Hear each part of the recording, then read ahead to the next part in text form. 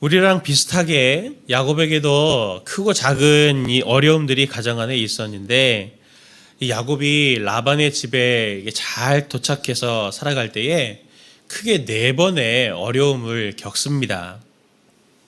첫 번째는 오늘 우리가 읽은 본문이죠. 삼촌 라반에게 속아서 사랑하지 않는 이 레아와 결혼하게 됩니다. 야곱은 라헬을 사랑했습니다. 그리고 그를 결혼하기 위해서 7년을 이 며칠같이 여겼다. 그러면서 참 꿈에 부풀어서 행복한 가정을 가지려고 기대를 했어요. 그런데 삼촌이자 장인인 이 라반이 신부를 바꿔서 라헬 대신 레아를 데리고 올 줄이야 세상에 누가 알았겠습니까? 상상도 못했을 거예요. 야곱은 꼼짝없이 속아서 사랑하는 라헬을 얻기 위해서 이 7년의 노동, 총 14년의 노동을 하게 됩니다. 우리가 볼 때 어떻게 이걸 속을 수 있나 이렇게 생각할 수 있지만, 당시에 이렇게 베일을 얼굴을 완전히 가렸고 결혼식이 밤에 됐거든요. 그리고 어떤 때는 이 신부의 이 베일을 벗기기까지 이 다음날 아침까지 이렇게 행사가 계속 이어졌었기 때문에 이렇게 속을 수 있습니다. 두 번째 어려움은 가정의 불화예요. 레아가 아이를 낳았지만 라헬은 그렇지 못했거든요. 당시 아이를 낳는 건 매우 중요한 문제였기 때문에 이것이 굉장히 이들에게 스트레스가 되었습니다. 레아와 라헬은 치열하게 그걸 싸우게 됐고, 심지어 그의 몸종인 비라와 실바 이런 여자들까지 대리모로 이제 가세시켜가지고 남자만 12명 그리고 딸까지 하면 총 13명의 자녀를 낳기까지 치열하게 갈등하면서 가정 안에 어려움이 있었어요. 세 번째 어려움은 자신과 똑같은, 야곱과 똑같은 호적수를 만나는 거죠. 이 라반, 정말 꾀돌이 라반을 만나서 야곱을 속여가지고 레아를 결혼시킨 것은 물론이고, 아무리 열심히 야곱이 일해도 그 싹쓸 주지 않고 노동만 시키려고 하는, 그리고 어떻게든 집에 돌려보내지 않고 붙잡아 두려고 하는 이 라반을 만나서 큰 고생을 합니다.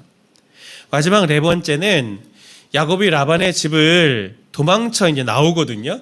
안 놔주니까 이제 기회를 봐가지고 도망쳐 나오는데, 그때 이 라헬이 이 장자를 상징하는 우상인 이 드라빔을 훔쳐서 나옵니다.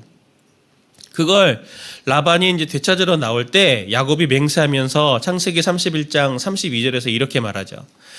외삼촌의 신을 누구에게서 찾든지 그는 살지 못할 것이요, 우리 형제들 앞에서 무엇이든지 외삼촌의 것이 발견되거든 외삼촌에게로 가져가소서 하니, 야곱은 라헬이 그것을 도둑질한 줄을 알지 못함이었더라 그랬습니다. 이게 복선이 돼서 창세기 35장을 보면은 제일 사랑하는 라헬이 그 아들 요셉을 낳다가 죽습니다. 베냐민을 낳다가 죽습니다. 이 이야기를 비롯해서 야곱의 긴 이야기들을 통으로 보면은 보여지는 패턴들이 있어요. 그가 앞서 장자권을 얻기 위해서 수단과 방법을 가리지 않아서 뿌린 형제간의 불화는 자신의 형제간의 가정의 불화로 이어지고, 그리고 그것으로 인해서 생긴 이 부모 세대의 이 불화는 자기 세대의 이 부부간의 불화로 이어지고, 이렇게 자꾸 자기가 뿌린 씨앗을 거두게 되는 부메랑 패턴이 있습니다. 죄의 부메랑의 패턴. 이 패턴은 아브라함과 이삭에게도 보여지거든요. 아브라함이 생존을 위해서 자신의 아내를 2번이나 누이라고 이렇게 속였던 그게 이삭이 그대로 배워가지고 자신의 아내인 리브가를 누이라고 사람들에게 속이면서 이야기하고 다니지 않습니까? 이삭이 에서를 편애하고 리브가가 야곱을 편애했는데, 야곱은 후에 그의 아들 중에 요셉을 특별히 편애해서 형제간의 불화를 자초하게 되죠. 이처럼 창세기에 나타나는 핵심 인물들, 아브라함, 이삭, 야곱, 그리고 그 중에 많은 분량을 차지하는 특별히 이 야곱을 통해서 하나님께서 주시는 분명한 메시지가 있어요. 그것은 무엇이냐면, 죄는 그냥 두면 반드시 부메랑이 돼서 고통으로 돌아온다. 그겁니다. 우리는 죄를 가볍게 보는 경향이 있어요. 예수님께서 우리의 죄를 용서해 주시기 위해서 십자가에 죽으시고 우리가 그 구원의 은혜를 값없이 누리게 되니까 이게 값싼 은혜가 돼가지고 이 죄는 지어도 회개하면 하나님께서 용서해 주셔. 이렇게 되게 단순하고 순진한 생각들을 하게 되는데, 맞는 말이지만 그 말이 맞지만 너무 단순화시켜서 그것을 이해하는 겁니다. 바울은 이렇게 말했죠. 고린도전서 15장 55절에서 56절에 보면, 사망아 너의 승리가 어디 있느냐? 사망아 내가 쏘는 것이 어디 있느냐? 사망이 쏘는 것은 죄요 라고 하면서, 죄가 있으면 반드시 사망이 쫓아와가지고 관역을 맞추듯이 딱 들어와서 사망이 틈을 타고 들어옵니다. 어떠한 죄는 가만히 있지 않아요. 죄가 있으면 반드시 그 죄가 가시가 되고 사망이 들어오는 틈이 돼서 우리를 삶을 찌르고 마음을 찌르고 영혼을 찌르는 칼이 되어서 고통과 죽음을 가지고 옵니다. 할 수만 있으면 이 죄는 어떻게든 안 지어야 그게 내가 평안한 길이요. 그것을 멀리하는 것이, 죄를 멀리하는 것이 우리에게 생명을 드리는 길입니다. 창세기의 성경의 인물들을 통해서 주시는 더 심각하고 우리가 놓치지 않아야 되는 분명한 메시지가 있는데, 그게 뭐냐면 아브라함과 이삭과 야곱의 집안 각자에게 반복되는 고통을 통해서 보여주는 것은, 죄가 근본적으로 해결되지 않으면 그건 한 번으로 안 끝난다 이겁니다. 한 번으로 안 끝난다. 계속 내 삶을 따라다니면서 반복적으로 문제를 일으키고 고통을 계속 갖고 온다. 그걸 지금 이 성경의 인물들을 통해서 우리에게 보여줍니다. 성도님들도 그렇지 않으신가요? 한번 주변을 돌아보십시오. 돈에 약한 사람들은 자꾸 돈 때문에 넘어져요. 성에 약한 사람들은 성적인 부분들 때문에 자꾸 넘어지고, 명예에 약한 사람들은 자꾸 명예 때문에 수치의 자리에 빠지고, 그리고 관계적으로 남편에 약하고 아내에 약하고 아이들에 약한 그런 사람들은 자꾸 그런 사람들 때문에 반복적으로 넘어지고 마음에 스스로 자꾸 자기 발등을 찍고 상처를 계속 덧대어가는 그런 모습을 봅니다. 저도 죄송합니다. 저희 집안 얘기를 자꾸 해가 죄송한데, 제 아내를 사랑하거든요. 집에서 아이들한테 막 어떤 때 화를 내고 있는데 어떤 때 제가 쟤를 저렇게 관찰해 보니까 이렇게 분노하고 화낼 때가 아닌데 막 분노하고 있어요. 근데 그 중에 하나가 언제냐면, 아이들이 제 아내를 힘들게 할 때 제가 아이들한테 막 화를 내고 있더라고요. 아내를 사랑하는 게 이게 아이들에게 이게 부정적인 영향을, 너무 내가 아내를 사랑하기는 하는데 너무 이거 잘못된 사랑을 하고 있는 것은 아닌가, 잘못된 방향으로 흘러가는 건 아닌가. 제가 이 패턴을 보면서 이게 조심하고 있습니다. 네가 내 아내를 괴롭혀? 그러면서 이렇게 혼내고 있더라고요.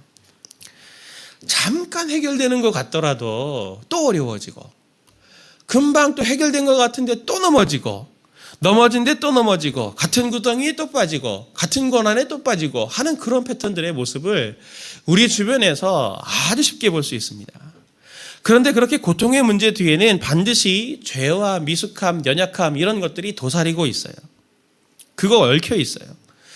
꼭 내 죄뿐만이 아니라, 나의 죄뿐만이 아니라 내 주변과 이 사회의 죄 때문에도, 내가 문제가 없어도 내 주변에 있는 이 죄과 연약함의 문제 때문이라도 반복적인 고통에 우리가 빠져들어갈 수 있습니다. 죽음과 고통의 냄새가 진동을 해요. 우리가 이 야곱의 이 이야기, 자꾸 반복적으로 넘어지고 실수하고 고통받는 이 이야기들을 통해서 우리가 영적인 눈을 가지고 하나님께 지혜를 달라고 간구해야 될 부분들이 있는데, 그것은 무엇이냐면, 우리의 삶과 가정에 반복적인 고통의 문제가 있다면 그 뒤에 있는 죄와 연약함의 문제가 무엇인가를 볼 수 있는 눈을 하나님 저에게 허락해 주십시오. 그것을 구해야 됩니다. 그래서 내 삶에 깊숙하게, 영혼 깊숙하게, 은밀하게 도사리고 있는 죄와 연약함의 문제가 없는지를 살펴보고 하나님의 은혜를 구해야 됩니다. 그걸 가만히 두면 반드시 그게 이 야곱의 집안처럼, 그 아버지의 집안처럼 삶에 반복적으로 찾아오는 죄와 고통의 문제를 계속 이어가게 돼서 우리가 힘들어져요. 그래서 우리에게는 하나님의 구원의 은혜가 필요한 겁니다.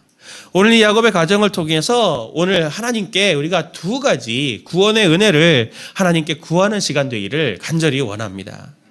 야곱의 가정의 반복적인 고통을 보면서 구해야 될 하나님의 은혜, 첫 번째가 뭐냐면, 막아주심의 은혜를 구하자라고 하는 겁니다. 막아주심의 은혜. 창세기 초반부터 아브라함과 이삭과 야곱의 이야기들을 통으로 보면은 그들의 미숙하고 죄의 영향을 받지만 하나님의 사람들에게 드러나는 아주 선명한 은혜가 있습니다. 그게 바로 뭐냐면 이 막아주심의 은혜입니다. 뭐라고요? 막아주심의 은혜.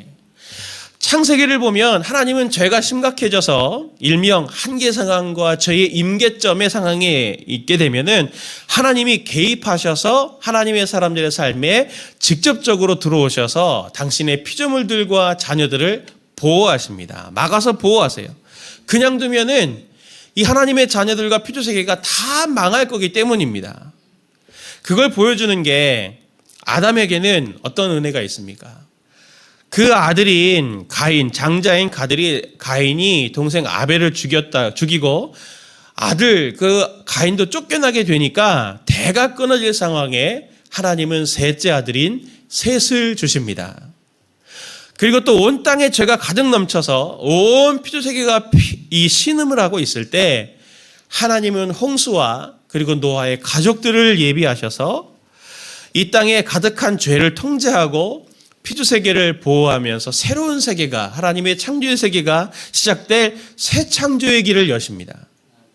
사람들이 홍수를 한번 겪고 난 다음에 두려워해서 우리 큰 탑을 쌓아서 하늘에 닿고 하나님이 계시는 곳까지 이르자라고 사람들이 모아서 바벨탑을 쌓았을 때 하나님은 이 땅 가운데 내려오셔서 그들의 언어를 혼잡하게 하시고 그들을 온 세계에 흩으셨어요.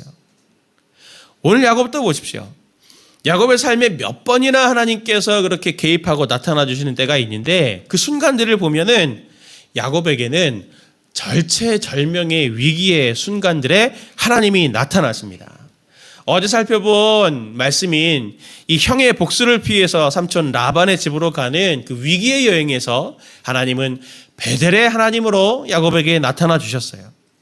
창세기 30장을 보면은 야곱에게 사랑받지 못하는 레아와 라헬이 그렇게 갈등이 극심할 때 야곱이 뭘 합니까? 아무것도 안 해요. 부인들이 싸우고 있는데 아무것도 안 합니다. 그거 너희들이 알아서 해야 될 문제지. 애 못 낳는 게 내 문제냐. 그러면서 오히려 막 화를 내거든요. 레아한테. 무책임합니다. 나쁜 남편. 레아와 라헬이 갈등이 그렇게 극심할 때 야곱 아무것도 안 하지만 하나님은 레아의 소원을 들어주시면서 다섯째 아들인 이사갈, 여섯 번째 아들인 스불론을 주시고 라헬에게는 요셉을 주시면서 그들의 마음을 위로도 해주시고 가정이 깨지지 않도록 하나님이 간섭하십니다. 31장을 보면은 야곱이 고향으로 돌아가려고 하는데 라반이 놔주지 않으니까 야곱이 기회를 딱 틈타가지고 라반이 없는 틈을 타서 식솔과 재산을 싹 모아가지고 이제 도망칩니다. 고향으로 도망을 쳐요. 그걸 나중에 3일 후에 알게 된 라반이 분노하면서 자신의 군대들을 이끌고 7일을 쫓아가요. 야곱을. 그래서 그를 쫓아가서 따라잡을 때 하나님이 라반의 꿈에 딱 나타나셔서 야곱에게 선악간에 너 말하지 말아라. 선악간에 말하지 말아라. 라고 꿈에서 라반에게 얘기해 주셔서 라반이 그를 해하지 못하도록 보호해 주세요. 32장을 보면 야곱이 에서를 만나러 갈 때 얼마나 두려웠겠습니까? 그때 야복강에서 가기 전에 하나님의 군대를 만나서 걱정하지 마라. 내가 너를 보호한다라고 미리 보여주시고 또 야복강에서는 어떻습니까? 먼저 다 보내고 혼자 살겠다고 자기 혼자 딱 남아있을 때 하나님이 그에게 직접 나타나 주셔서 이름까지 바꿔주시는 것을 경험하죠. 이처럼 하나님이 당신의 자녀들이 미숙하고 야곱이 미숙하고 또 죄를 지어서 어리석은 결정과 치명적인 실수로 정말 가정이 깨어지고 인생이 망하고 위기가 될 때 큰 환난을 맞이하게 될 것 같으면 하나님이 쌤통이다. 이 녀석아. 사필기정이다. 그렇게 말씀하지 않으시고 방치하지 않으십니다. 그들의 아버지가 되어주셔서 당신의 자녀들에 대해서 사랑으로 책임감을 가지시고 그들의 삶에 개입하셔서 죄의 치명적인 결과가 그들에게 고스란히 가지 않도록 하나님이 그들을 막아서시고 그들을 보호하시는 것을 볼 수 있습니다. 성도님들은 어떠십니까? 성도님들은 어떠세요? 과거를 한번 뒤돌아보십시오. 성도님들 어떻게 오늘까지 오게 되셨는지 과거를 한번 꼭 뒤돌아보십시오. 성경에는 없지만 모두에게 있는 11계명이 있잖아요. 무엇이 있습니까? 여러 번 말씀드렸는데 들키지 말자. 들키지 말자. 내게 있는 이 미숙하고 부끄럽기 짝이 없는 실수, 수많은 죄들 저에게도 분명히 있거든요. 제가 오늘까지 온 것은 이 11계명 들키지 말자 때문에 여기 온 게 아니에요. 성도님들도 그렇겠지만 죄를 감추고 숨기는 방법으로 우리가 여기까지 온 것이 아니라 죄로 인해서 치명적인 상황이 우리 가운데 닥치려고 할 때 하나님께서 제 삶에 들어오시고 우리의 삶을 막아주셔서 보호해주셔서 오늘까지 살고 있음을 고백할 수 없지 않습니까? 예수님도 마지막 만찬 자리에서 베드로가 예수님을 3번 부인할 것을 알고 계시면서 베드로에게 이렇게 말씀하십니다. 누가복음 22장 31절 32절 말씀인데 같이 함께 이 말씀을 봅니다. 시몬아 시몬아 보아라, 사탄이 미를 너희를 체질하려고 너희를 소나기에 넣기를 요구하였다. 그러나 나는 내 믿음이 꺾이지 않도록 너를 위하여 기도하였다. 내가 다시 돌아올 때에는 내 형제를 굳세게 하여라. 아멘.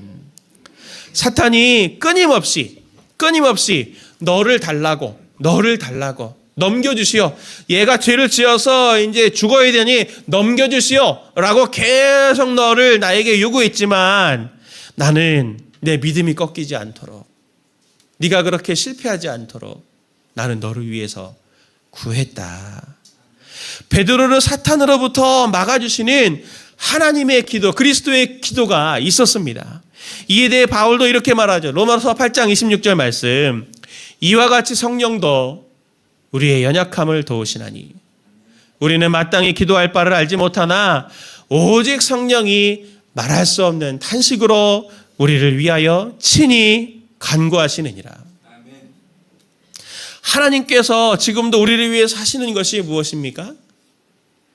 우리를 죄로부터, 치명적인 그 죄의 결과로부터 하나님께서 지금 우리를 막아주시는 은혜를 우리에게 지금 베풀어주고 계십니다.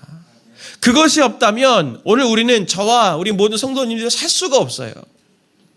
주님께서 일상 속에서 은밀하게 우리에게 베풀어주시는 이 가장 큰 은혜가 바로 이 막아주시는 은혜입니다. 우리가 잘 알아차리지 못하는 은혜 중에 하나가 바로 이 막아주심의 은혜예요. 죄와 죽음으로부터 막아주심의 은혜가 저와 성도님들을 보호하고 있기 때문에 우리가 이렇게 엉망진창이고 죄가 있음에도 오늘을 유지하면서 살 수 있는 것 아닙니까? 이 시대를 사는 우리가 우리 자신과 우리 가족과 우리 자녀들과 다음 세대와 교회를 위해서 기도해야 될 기도의 제목이 가장 절박하고 그리고 금식하면서라도 하나님 앞에 간구하고 기도해야 될 기도의 제목이, 힘내어서 기도해야 될 기도 제목이 바로 하나님 우리에게 이 막아주심의 은혜를 허락하여 주옵소서라고 하는 이 기도 제목입니다. 세상의 물결을 보십시오. 유혹의 물결이 얼마나 큽니까? 최신 유행이라고 하면 이게 좋은 건지 안 좋은 건지 죄인지 아닌지 분별하지 않고 우리를 망가뜨리는 건지 아닌지 구별하지 않고 그 최신 유행을 무조건 따라가면, 받아들여서 수용해서 따라가면 그것이 정말 잘 사는 인생이라고 말하는 게 지금 이 세상의 유혹 아닙니까? 정신없게 몰아쳐요. 약물 중독이니 마약이니 도파민 중독 일으키죠. 일본 쇼츠폼들 그거 보지 마세요. 가능하면 끊임없이 보게 돼요. 1분짜리지만 그게 120개 봐서 2시간이 금방 갑니다. 또 일상에서 볼 수 있는 여러 음란물이라든지 인싸니 아싸니 신조어들을 자꾸 만들어서 남들보다 앞서가면은 그게 내가 좀 더 남보다 나은 삶을 살고 있는 것 같은 착각을 일으키게 해서 죄의 피해자들을 끊임없이 양산하게 하는 이 시대 속에서 정말 필요한 게 막아주심의 은혜 아닙니까? 사랑하는 성도님들, 우리가 정말 기도해야 됩니다. 우리 힘으로는 밖에서 오는 죄의 물결들을 막아낼 힘이 없고, 우리 안에서는 원래 가지고 있었던 죄와 죄성이, 죄의 습성들이 우리의 삶을 망가뜨리지 않도록 보호할 수 있는 능력이, 막아설 수 있는 능력이 우리 안에서는 나오지 않아요. 통제할 힘이 없어요. 아무리 노력하고 애써도 우리의 지혜로, 경험으로, 능력으로, 인내로 안 되는 것이 바로 이것 아닙니까? 죄를 막아서는 능력 아닙니까? 오직 전능하신 하나님의 능력만이, 오직 전능하신 하나님의 능력만이 이 외부로부터 치명적인 죄로부터 막아주시고, 우리 안에서부터 끊임없이 나오는 죄의 이 물결로부터 우리를 막아줘서 죄가 숙성되지 않도록, 그래서 그것이 우리를 죽음으로 몰고 가지 않도록 막아주시는 은혜가 바로 이 전능하신 하나님의 능력이고, 이것을 우리가 구하는 이 새벽 되시기를 예수님의 이름으로 축원을 드립니다. 두 번째로 야곱의 가정의 반복적인 고통을 보면서 구해야 될 두 번째 은혜가 뭐냐면, 선으로 바꾸시는 은혜를 구해야 됩니다. 선으로 바꾸시는 은혜. 제가 하나님 같으면 야곱뿐만 아니라 아브라함과 이삭 같은 하나님의 사람들을 보면서 죄를 지으려고 할 때, 죄를 짓기 전에 먼저 나타나서 알려주실 것 같아요. 죄 짓지 마라. 너 그러면 망한다. 그렇게 할 것 같은데, 왜 하나님은 선제적인 하나님이 아니시고 그들이 죄 다 짓고 또 그렇게 고통스럽다가 최후의 순간에 딱 나타나 마감해 주시는 하나님처럼 보일까요? 이상하지 않나요? 그렇죠? 저는 좀 이상했어요. 여기에 하나님의 신비가 있고 하나님의 위대하심이 있습니다. 그런데 사실은 다 말씀해 주셨는데 우리가 무시해서 그래요, 사실은. 하나님의 신비와 하나님의 위대하심이 어디 있냐면, 답을 먼저 말씀드리면, 하나님은 그들의 실수와 죄까지도 성화의 과정의 재료로 쓰십니다. 아브라함과 이삭과 야곱을 보면서 그들에게 이 실패의 사이클이 있잖아요. 자꾸 반복되는 실패의 사이클이 있는데, 이 실패의 사이클이 뭐가 되냐면 성화의 사이클이 됩니다. 야곱을 보십시오. 야곱이 미숙하지만 욕심도 많고 두뇌와 이 계산이 빠른 사람입니다. 이 야곱의 약삭 발음이 계속 비슷한 실수를 계속 반복하게 해요. 형의 장자권을 빼앗은 것으로 인해서 배대 사건이 생기죠. 머리를 굴려서 라반을 탈출하죠. 고향으로 돌아올 때 이 야복강에서 자기만 살겠다며 혼자 남는 모습을 보이죠. 또 세겜에서 디나 자기 딸의 성추행 사건이 있을 때 또 자기 혼자 살겠다고 아무것도 안 하면서 가장으로 비겁한 모습을 보이고 있지 않습니까? 야곱이 이처럼 머리를 막 굴리면서 사고치는 이 반복의 모습은 하나님이 개입하셔서 구원을 반복해 주시는 구원의 반복 사이클로 나타납니다. 이 반복되는 사이클을 보면은 어떻습니까? 야곱이 아주 지긋지긋해요. 도대체 이 친구는 믿음이 없고 몇 번이나 사고치고 어디까지 얼마나 건져줘야 한단 말인가 라고 하는 질문을 일으키게 되지만, 그런데 이 반복되는 사이클, 죄를 반복적으로 짓고 또 하나님이 반복적으로 그를 구원해 주시고 하는 이 사이클의 패턴이 무의미하지 않고 그것이 의미가 있는 것은, 야곱의 사고침과 하나님의 그 구원하심의 사이클이 반복될 때마다 야곱은 점점 하나님을 알아가고 점점 하나님을 신뢰하게 되며 점점 야곱이 아니라 진정한 이스라엘로 변해져가는 모습을 보게 됩니다. 창세기 35장을 보면, 그래서 처음으로 야곱이 이 장자답게, 영적인 가장답게 성숙한 모습으로 이렇게 말해요. 창세기 35장 3절 말씀을 같이 함께 보도록 하겠습니다. 같이 봅니다. 우리가 일어나 베델로 올라가자. 내 환난 날에 내게 응답하시며 내가 가는 길에서 나와 함께 하신 하나님께 내가 거기서 제단을 쌓으려 하노라 하매. 아멘. 앞에 야곱은 전부 자기 머리 굴려갖고 자기가 대안 가지고 수를 써요. 애를 써요. 그런데 처음으로 35장 3절에서 자기의 상황을 가지고 하나님께 위탁하는 처음 일을 이렇게 고백합니다. 이 사이클의 패턴은 아브라함에게도 나타나요. 아브라함이 반복적으로 아내를 팔잖아요. 아이를 못 낳아서 사라의 몸종인 하갈을 통해서 이스마엘을 낳기도 하고, 반복적으로 하나님의 말씀을 못 믿고 안 믿고 하나님의 말씀하실 때 웃고 비웃었어요. 자기도 비웃고 자기 아내도 비웃고 그런 죄와 실수의 모습을 가집니다. 그러나 그때마다 결정적인 순간에 하나님이 그들에게 나타나셔서 그들을 건져주셨을 때 수차례 잘못과 구원의 반복의 사이클을 경험하는 아브라함이 마침내 창세기 22장에서 100세에 낳은 아들 이삭을 번제물로 드리는 그 사건을 통해서 믿음을 가진, 하나님께서 처음에 아브라함에게 나타나셔서 선언하고 말씀하셨던 믿음의 조상, 복의 근원으로 우뚝 세워질 수 있도록 하나님이 그렇게 그를 빚어가셨습니다. 가만히 보면 우리의 삶의 존재에서도 하나님께서 우리의 존재를 그렇게 변화시켜 가고 계시지 않나요? 우리의 죄성과 약함은 늘 반복적으로 우리의 삶에 문제를 일으킵니다. 그런데 자꾸 넘어지는 우리 삶에 하나님이 들어오시고 막아주시고 개입해 주시고 그렇게 하지 않으셨나요? 그 과정을 계속 겪어가면서 무엇을 성도님들 깨달으셨습니까? 내가 내 자신의 판단과 내 자신의 의지를 가지고 뭔가 답을 내려고 하는 게 정말 부질없는 일이구나. 정말 가치 없는 일이구나. 이게 얼마나 의미 없는 일이구나.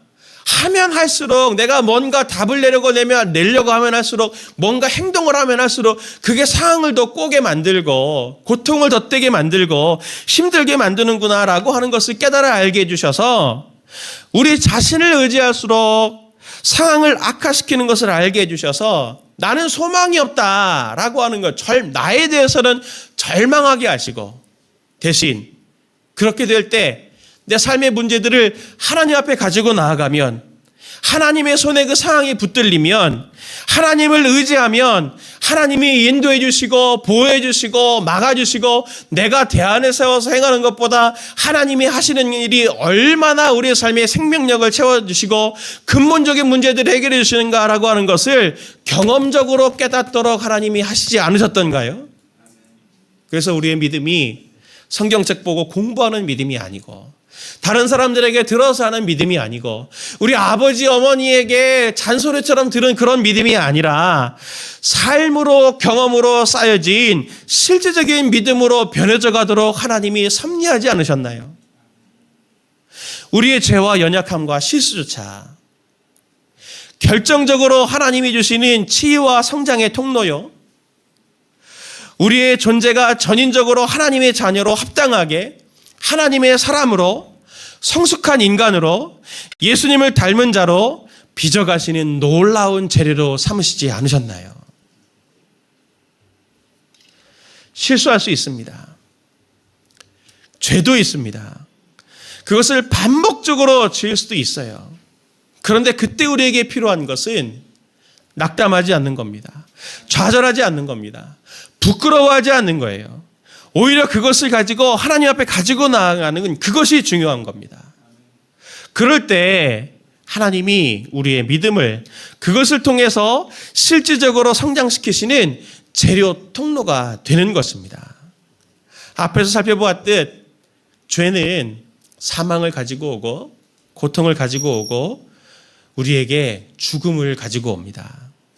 미숙함은 실수를 부르고 후회를 가져오는 거예요. 상처를 남기는 것이 전부입니다. 그리고 절망과 비참함으로 끝나는 게 이 세상의 순리 아닌가요? 악은 악으로 끝나고 죽음은 죽음으로 끝나고 상처는 상처로 끝나는 게 이 세상의 순리 아닌가요? 그런데 하나님이 우리 인생 가운데 들어오시면, 하나님이 인생 가운데 들어오시면 죄와 사망과 실수와 미숙함과 연약함과 상처와 고통과 후회와 악까지도 하나님은 당신의 자녀를 위한 성숙의 도구요, 훈련의 도구요, 선의 도구로 변화시켜가는 것을 우리는 보게 됩니다. 이게 전능하신 하나님의 능력이죠. 악을 선으로 바꾸시는 이것은 전능하신 하나님만이 하실 수 있는 겁니다. 우리는 도저히 이렇게 할 수 없어요. 어떻게 안 좋은 일이 좋은 일이 됩니까? 상처받은 일이 그것이 다른 사람들을 이해하는 길이 되나요? 저에게 있었던 수많은 고통의 세월들, 가난함의 세월들, 멸시당함의 세월들, 두려움의 세월들, 이런 것들이 어떻게 성도님들을 이해하고 어떻게 성도님들을 섬길 재료가 됐겠냐고요. 전능하신 하나님이 제 삶에 들어오시지 않았다면 저는 오늘의 이 자리에 설 수 없습니다. 성도님들도 마찬가지 아닌가요? 하나님은 이 전능하신 하나님의 능력을 창세기 맨 마지막 부분에서 창세기의 결론을 내리시는데 누구의 입을 빌어서 내리시냐면 요셉의 입을 빌어서 말씀하십니다. 창세기 50장 20절 말씀을 같이 함께 봅니다. 같이 봅니다. 당신들은 나를 해하려 하였으나 하나님은 그것을 선으로 바꾸사 오늘과 같이 많은 백성의 생명을 구원하려 하시려 하셨나니. 요셉의 형제들은 요셉을 죽이려 하였습니다. 그러나 하나님은 그것을, 그 악을 선으로 바꾸사 이 수많은 사람들을 구원할 하나님의 통로로, 선으로 바꾸셨습니다. 그것을 고백하게 하신 거죠. 오늘 우리가 이 새벽에 하나님 앞에 간구해야 될 은혜가 있다면, 기도 제목이 있다면 이겁니다. 하나님, 제 삶 가운데 있는 이 충만한 악을 충만한 선으로 바꾸어 주옵소서. 하나님, 이 악을 선으로 바꾸어 주옵소서. 우리에게 이것이 절실합니다. 우리의 삶에는 여전히 안팎으로 온갖 악이 넘쳐흐르고 있지 않나요? 미숙함이 흐르고 넘치지 않나요? 고통스러움이 성도님의 삶을 충만히 넘치고 있지 않나요? 그래서 기도해야 됩니다. 전능하신 하나님, 제 삶 가운데 들어오시고 제 가정 가운데 들어오시고 우리 교회 가운데 들어오셔서 우리 가운데 있는 악이 있다면 그것을 선으로 바꾸시는 전능하신 하나님의 능력을 나타내 보여 주옵소서. 그래서 고통으로 끝나고 절망으로 끝나고 상처로 끝나는 인생이 아니라 거기 가운데 모든 악을 선으로 세우시는 인생이 되게 하사 각과 고통과 상처까지도 거룩함과 온전하로 바꾸시고 우리의 삶을 통해서 하나님께서 영광을 받아 주옵소서. 그런 인생 되게 하여 주옵소서. 그런 가정 되게 하여 주옵소서. 기도하는 이 새벽 되시길 예수님의 이름으로 축원드립니다.